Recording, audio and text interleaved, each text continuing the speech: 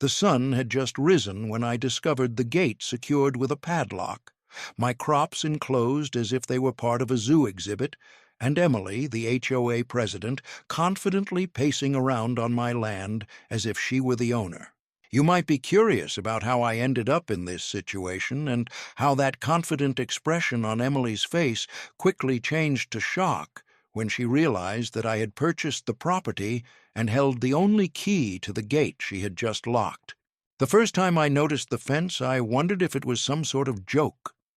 It was early morning, the air still thick with dew, when I pulled up in my worn-out pickup and saw it standing there like an ugly wound across the landscape. The chain-link fence was 6 feet tall, topped with shiny, threatening coils of barbed wire that caught the sunlight like blades. It surrounded my entire crop field.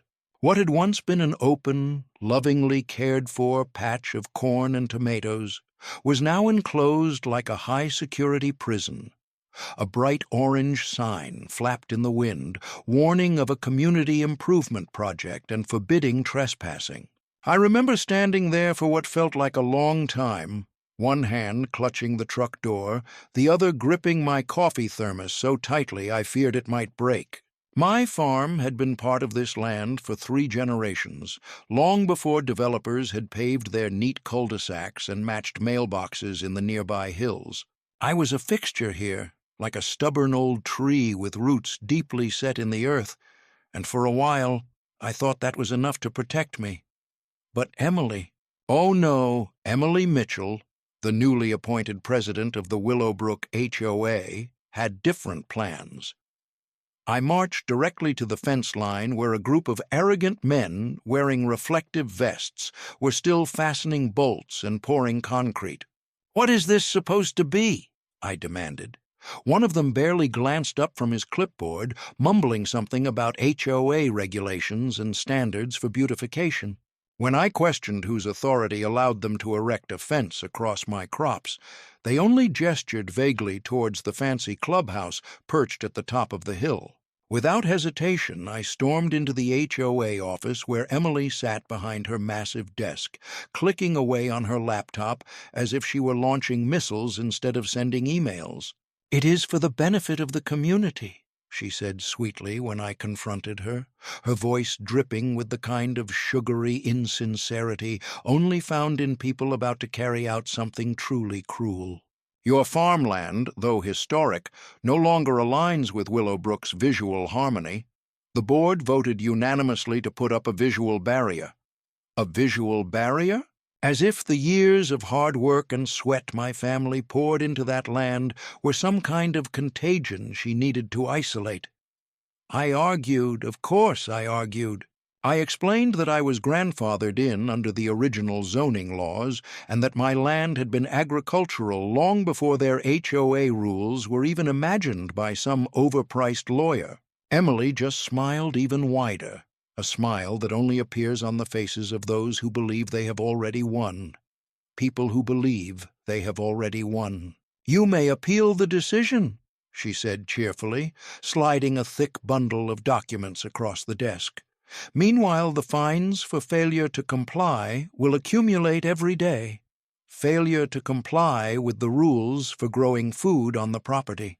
I took the documents and left silently, fully aware that the appeal was meaningless. These individuals never played fair. They did not value laws, history, or common sense. Their focus was solely on power, property values, and maintaining the pristine appearance of their streets, like the brochure images they clung to at every community meeting. At first I tried to be polite, writing letters, calling meetings, even hiring a local attorney who specialized in land disputes, hoping reason might still win. Emily responded by doubling the fines. Then she sent new notices accusing me of unauthorized land use and failing to meet acceptable landscaping standards. Even though my rows of corn were straighter and more carefully tended than most lawns in the area, the letters kept coming, marked with bold red deadlines and threats of legal action. At night, I noticed the community security patrols, bright white SUVs driving slowly past my locked gates, their headlights scanning my crops like search beams. It was obvious they wanted me gone. Once, I overheard Emily and her close group laughing at the gas station, joking about how much my small farm was lowering property values. They had no idea what my values were or how amazing it would be once I stepped aside. What they failed to realize and could never have expected was that I had been preparing for a moment like this for years. From the very first sign of trouble when the Willowbrook development crept to the border of my land, I had been taking quiet, deliberate actions. I updated property deeds, studied easements, and spoke with longtime county clerk's office employees who knew the original land grants better than anyone else. I spent countless hours in the town library studying fragile yellowed maps and old court files while others bickered over trivial matters like trash cans left too long at the curb. Every fine they imposed, every petty notice I received, I meticulously documented and stored. Every falsehood they spread, every overreach they made, I carefully recorded. I was no longer just defending my land, I was constructing a case piece by piece, document by document, waiting for them to slip up and open the door wide enough for me to walk through. If they thought a mere fence could intimidate me, they were terribly mistaken about the storm they had just unleashed. Still, the fence itself was a real obstacle, something immediate and practical. My tractors could no longer pass. I had to climb over or squeeze under to reach my fields.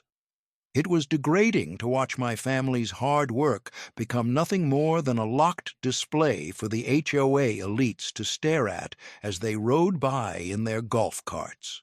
They installed cameras on every corner, claiming it was for security, but in reality, it was simply to ensure the farmer remained confined to his plot. One afternoon, I saw Emily giving a tour to a group of potential home buyers, gesturing at my crops as if they were some charming relic from the past. "Of course, we are working on updating the area," she said loudly, flashing me a victorious look while I stood there, drenched in sweat and burning with anger under the midday sun. Eventually, this entire space would become community green parks, gardens, possibly even a dog park. At that moment, I understood perfectly that their plan was to take everything away from me, not only to fence me in and break my spirit, but to completely push me off the land. The worst part was that most neighbors would probably celebrate when it happened. They wanted their perfect paradise, their tidy little corner of the world free from the mess of farmers, soil, and life that did not fit their HOA's neat rules. I spent many long nights sitting on the porch, looking at the ugly fence cutting through the skyline, pondering my next step. To me, there were only two options. I could give in, sell out for whatever small sum they offered once the fines bankrupted me, vanishing as they wished, or I could finish what I had begun. I chose the latter. If they wanted a battle, they would get one. Not with fists, lawsuits, or yelling at board meetings, but with patience, paperwork, and determination. Just like you eliminate a snake not by grappling with it, but by cutting off its breath and waiting for it to suffocate, the first move was to let them believe they were winning. Letting Emily roam around with her clipboard and that smug grin, thinking she had trapped the formidable farmer. Because when the moment arrived, the key turned in the gate and the lock clicked shut behind her. I wanted that smile to stay in her mind. I wanted Emily to fully grasp how badly she had underestimated me. Every morning after that, I made a point of inspecting the fence, running my fingers along the chain link, checking the locks, nodding with approval, as if I appreciated their work. I attended every homeowners association meeting, sitting quietly at the back, taking notes while they praised themselves for upholding community standards. I paid the fines, small enough to make them believe I was cooperating. Meanwhile, behind the scenes, I was setting the real plan into motion, reaching out to surveyors, pulling title reports, uncovering every little flaw and escape route they had left in their rush to claim control over the land around them. If Emily and her clipboard brigade thought they were dealing with a stubborn old farmer, they were about to learn that they had truly enclosed a wolf. And once wolves are cornered, they never retreat. They strike straight for the throat. While Emily and her little empire were busy congratulating themselves for boxing me in, the real game was just beginning. While they battled out in the open, erecting fences and accusing each other of violations in plain sight, I was quietly expanding my territory. Their conflicts were visible and loud, but I preferred to operate in the shadows, slipping silently through dusty archives filled with old county documents. I negotiated quietly over diner counters with men whose hands were as tough and unyielding as mine. Many people believed Willowbrook ended right where the Homeowners Association claimed it did, marked by a neat boundary on their glossy brochures. But the true borders, the real history, lay hidden in land grants far older than anyone realized, dating back to when this land was just rough dirt roads and cattle paths. The original developers were clever, but not flawless. They had created easements, maintenance rights, and strange little slivers of land ownership that were all forgotten as subdivisions multiplied and spread. There were easements for utility lines, unrecorded dirt access roads, and drainage areas that the county required to remain open. These were tiny fractures in the wall that the HOA believed was impenetrable, fractures I planned to widen until the entire structure collapsed. It began modestly, with a handshake agreement involving Old Man Jenkins, who still technically owned a 10-foot strip of dirt road giving access to the HOA's so-called private clubhouse parking lot. Jenkins had moved 2 towns away and cared little about Willowbrook except for collecting occasional rent checks from the HOA. When I revealed the original survey maps to him and clarified their true purpose concerning his land, he was more than willing to sell it to me for a bargain just to annoy Emily and her crew. After that, I acted quickly. I located a widow named Mrs. Patterson who still retained mineral rights beneath a large portion of the eastern properties. These mineral rights, based on an old, obscure clause in the Willowbrook Charter, allowed for the enforcement of underground easements. I purchased those rights as well. Gradually, property by property, I began weaving a network that wrapped tightly around the core of Willowbrook. Most of the time, I relied on shell companies and quiet partners to keep my name off official documents. There was no need to alarm the HOA too early.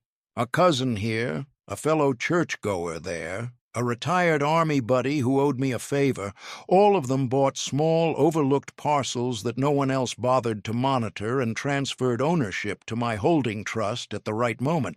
The most significant breakthrough occurred when I learned that the land beneath the HOA office itself, the modest stucco building where Emily held her unauthorized meetings, was not actually owned outright, but stood on a long-term lease set to expire.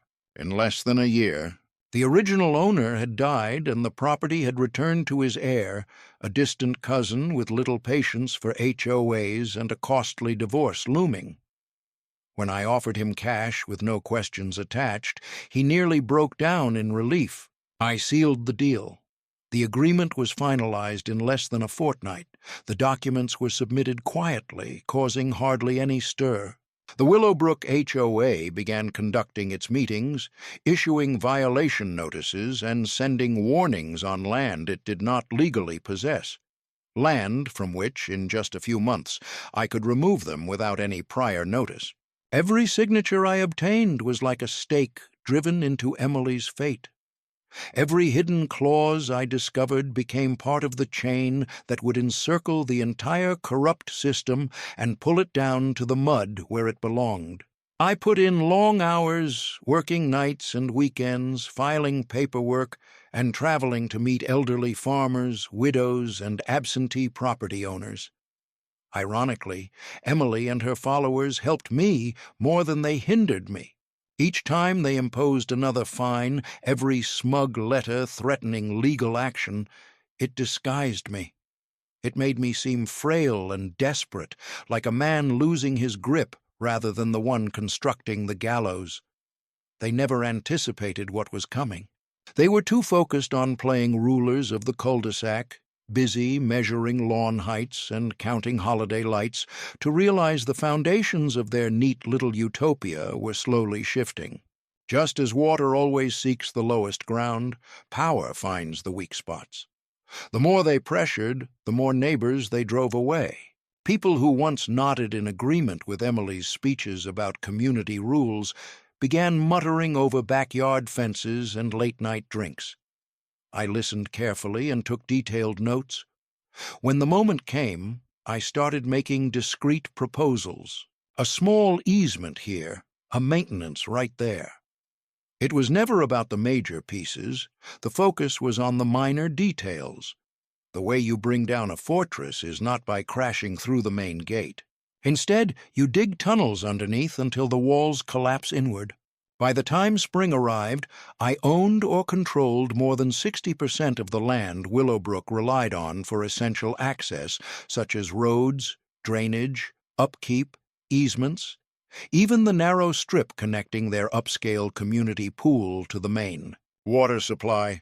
This land had been concealed, spread across numerous names and trusts. But now it was all gathered together, neatly packaged under a holding company with a name no one recognized and a lawyer too determined to quit. I even acquired the old maintenance depot, a squat concrete building where the HOA kept their landscaping gear. It had been foreclosed years earlier, and the bank was eager to sell it off at a fraction of its value. On the day the sale was finalized, I casually drove by to see if anyone took notice. Emily was standing in the parking area, clipboard in hand, scolding some landscaping workers about hedge trimming violations. She glanced up as my truck rumbled past, frowning at the dust I stirred. I smiled and tipped my hat. She had no clue. Not yet, but the clock was ticking. I had marked the date boldly on my calendar. Renewal Day. The day the Homeowners Association's lease on their cherished clubhouse ended was the day I would arrive, deeds in hand, and pull the rug out from beneath them so abruptly they would be left disoriented. Until that moment I remained silent, paid my modest fines, nodded respectfully at meetings, and let them believe they had triumphed. After all, what significance did one farmer hold against the power of an entire neighborhood association? Just a man with soil-stained hands and a relentless spirit, someone they had underestimated from the very beginning. That, more than anything, was their ultimate error. Because when you trap a man like me, encircle him and prod him with sticks, you better be absolutely certain he does not know how to bring the entire structure down around you. And I was only just beginning. Everything reached a boiling point one humid Saturday afternoon when Emily decided to play what she believed was her final ace. For months, she had been boasting throughout the community, acting as if she already owned my property, flaunting the fence like a prize she had rightfully earned through sheer entitlement. The fines accumulated constantly, each more absurd than the previous. One week I was fined for inappropriate soil color, the next for unauthorized farming activities. Emily's lackeys on the board approved every infraction she threw their way, each one a carefully targeted blow meant to break me down. Yet through it all, I just kept smiling. I smiled when they snapped pictures of me working in the fields. I smiled again when they attempted to send city inspectors who quietly departed, shaking their heads after reviewing the documents I kept hidden in my truck. I smiled as Emily announced at the final HOA meeting that they had obtained a permanent management agreement for the farmland, giving them official control over access to the fenced area. During the meeting, she revealed a gleaming brass key, holding it up as if she had just won a contest. The board will have exclusive access to the community fenced area from this point forward, she declared, her voice sweet and self-satisfied. For the safety and aesthetic standards of Willowbrook, no one outside the board may enter the fenced perimeter without prior permission. The audience actually applauded. I sat quietly in the back row, nodding politely while biting the inside of my cheek until I almost drew blood. Because what Emily did not realize, and what no one in that room knew, was that 2 days before her grand announcement, I had finalized the deals that changed everything. I owned it all now. The fields, the access roads, the parking easements, even the tiny piece of land where their ridiculous fence posts were set. I had spent months navigating the legal maze, unraveling decades of sloppy paperwork and careless assumptions until there was no doubt left. Their entire so-called community improvement effort was sitting firmly on my property. The most thrilling part was that they had no clue they were about to lose everything they believed was theirs to keep.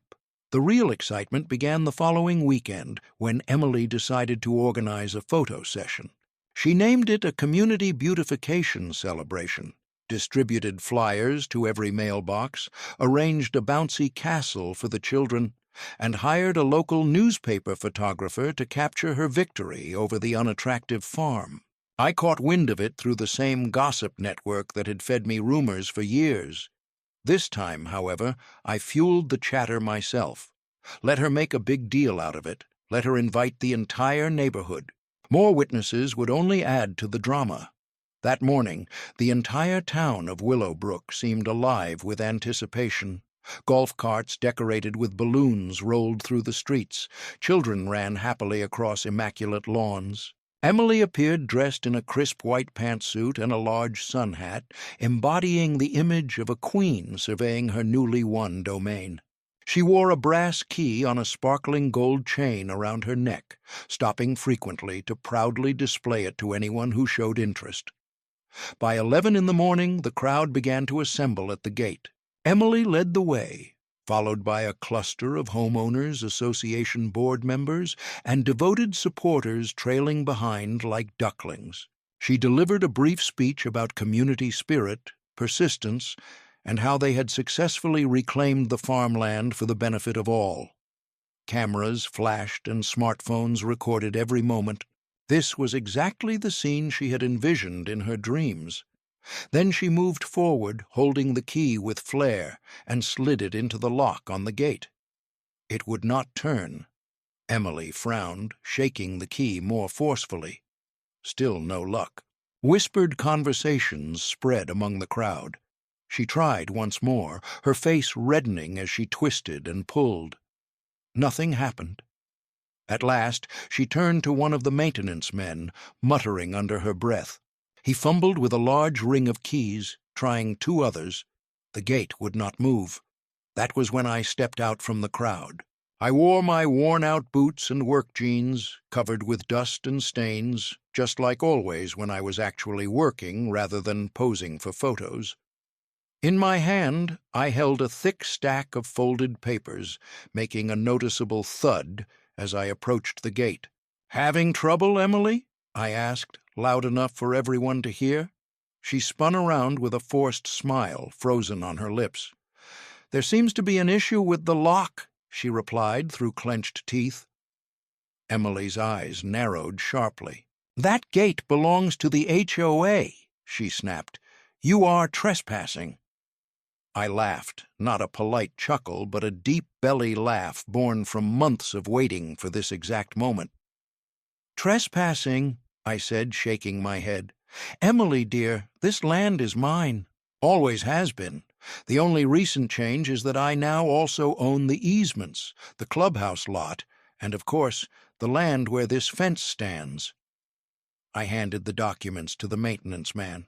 He took them automatically, blinking as if he had just been struck unexpectedly.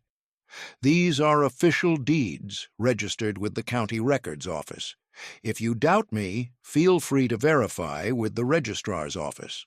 I made sure they have copies ready. Silence settled over the crowd. The maintenance man stepped back uncertainly. The board members clustered together like frightened sheep before a storm.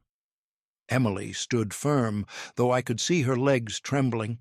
"You are lying," she said, her voice high and fragile. "This is just a trick." "No," I said with a smile, moving forward to unlock the gate. It swung open with a satisfying creak. "This," I said, gesturing for them to enter, is private property. You are all trespassing right now, and if you do not leave within the next 5 minutes, I will have the sheriff's department come and make it clear to you." Some of the wiser ones immediately began to step back. Mrs. Carter from Maple Lane grabbed her children and ran off. The local newspaper photographer lowered his camera, looking unsure. Emily stood frozen, her knuckles white around the useless brass key. "You cannot do this," she whispered. "I already have," I said, flashing her a smile. "And, just to be clear, any further use of HOA funds to maintain or enter this property will be considered embezzlement and criminal trespass. I have already filed preliminary notices with the county. So, if you want to challenge me if you must, go ahead." For a long moment, silence reigned. Then Emily dropped the key. It bounced against the pavement, small and insignificant now, a mere piece of brass that represented everything she had lost. She turned and strode back up the street, her little group following in embarrassed silence.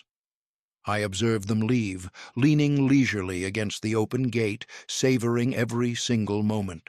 Once they were gone, I faced the remaining crowd, the ordinary people who simply wanted a peaceful place to live without being caught up in someone else's ego battle. I gave a polite nod. "Feel free to enjoy the view," I said. "It is still a working farm, after all, just pick the tomatoes." Some chuckled nervously, a few even applauded. And just like that, the balance of power shifted. The HOA board was no longer untouchable. They had become just another bunch of bullies fighting a battle they were destined to lose. That night, I changed every lock, put up new fences along the roads I now owned, and posted bright, shiny signs every 20 feet. "Private property, no trespassing, violators will be prosecuted." I even had a bit of fun with it, placing one special sign directly opposite the clubhouse entrance. "Smile. You are trespassing on farmer property."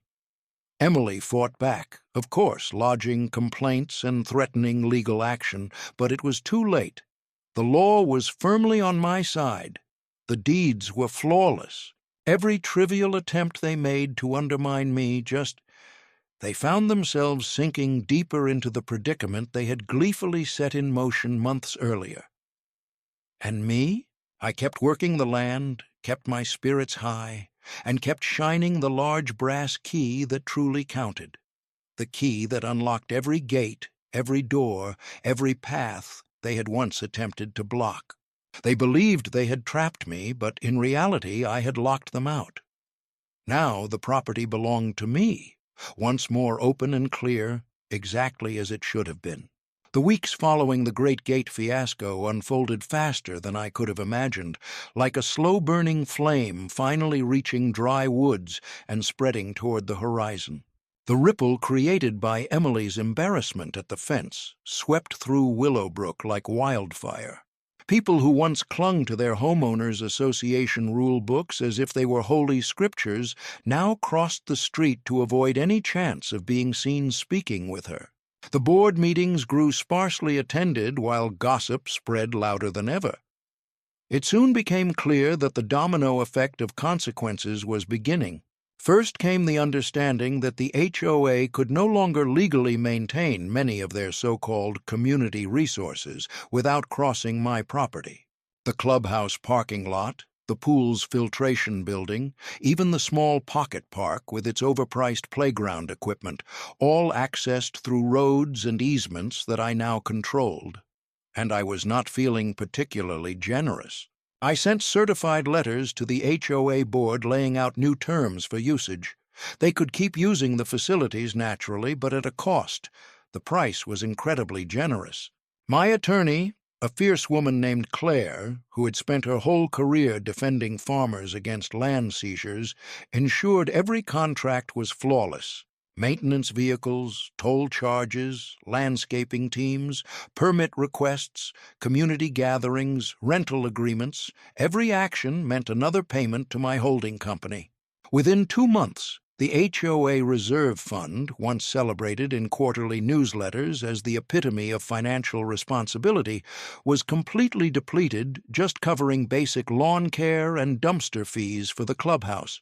Meanwhile, the residents, many of whom had been misled by Emily's charming promises of skyrocketing property values, began raising troubling questions. Why were their fees increasing while services worsened? Why was the clubhouse locked during weekends? Why was the community pool closed for repairs in the hottest summer in years? Everything reached a breaking point at the next general meeting when a crowd of angry homeowners demanded Emily provide answers. I sat quietly in the back, arms folded, relishing the moment as she stuttered and sweated beneath the harsh fluorescent lights, her sun hat replaced by a somber navy suit that only highlighted the fear in her eyes. The situation worsened when Claire stood up from the rear of the room, introduced herself calmly, and announced to everyone that Willowbrook HOA had been operating on private land without any legal authorization. For more than a year, every single dollar they had spent on maintaining the facilities became subject to reimbursement demands. The ongoing lawsuit from our side guaranteed this outcome.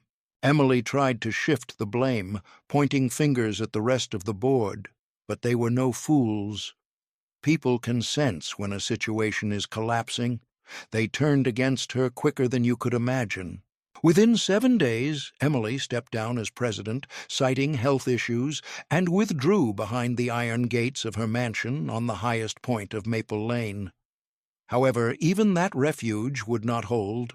With the Homeowners Association crippled and unable to cover basic community upkeep, property values began to drop. News of the lawsuit, the turmoil, and poor management spread beyond Willowbrook. Potential buyers pulled away, and sellers panicked. Homeowners Association Management International, the firm responsible for Willowbrook's finances, severed ties like a scorching hot brick after evaluating upcoming liabilities. Without centralized leadership, Willowbrook fell apart into angry factions, with neighbors accusing each other for the disaster. Emily's own house, the one she had proudly shown off for years as if it were a prize, was among the first to be listed, priced far below its worth, yet no one showed interest. I heard from a neighbor that she even attempted to sell it to some of the developers she once courted with promises of growth and beautification. They just laughed her out of the room.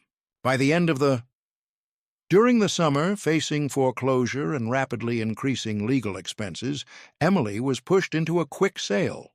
Her grand mansion, adorned with marble countertops and exotic hardwood floors, sold for less than what she had paid many years before. She slipped out of Willowbrook quietly, in the dead of night. Her moving van groaned under the burden of crushed pride and lost hopes. As for me, I was unwilling to simply relax and savor the win. I had ambitions. Survival was not enough. I wanted to create something meaningful and enduring. It began with the old fields, once enclosed like a wildlife exhibit. I dismantled the chain-link fence myself, panel by panel, stacking the bent metal into large piles destined for scrap. In its place, I planted rows of vibrant wildflowers, native varieties that transformed the scenery with bursts of gold, purple, and red. I worked the land and reopened the old produce stands that my grandfather once managed, offering local families freshly picked tomatoes, corn, squash, and peppers. The empty clubhouse, once a symbol of the Homeowners Association's pride, was bought by me at an auction after the insolvent association was forced to liquidate. I transformed it into a community market.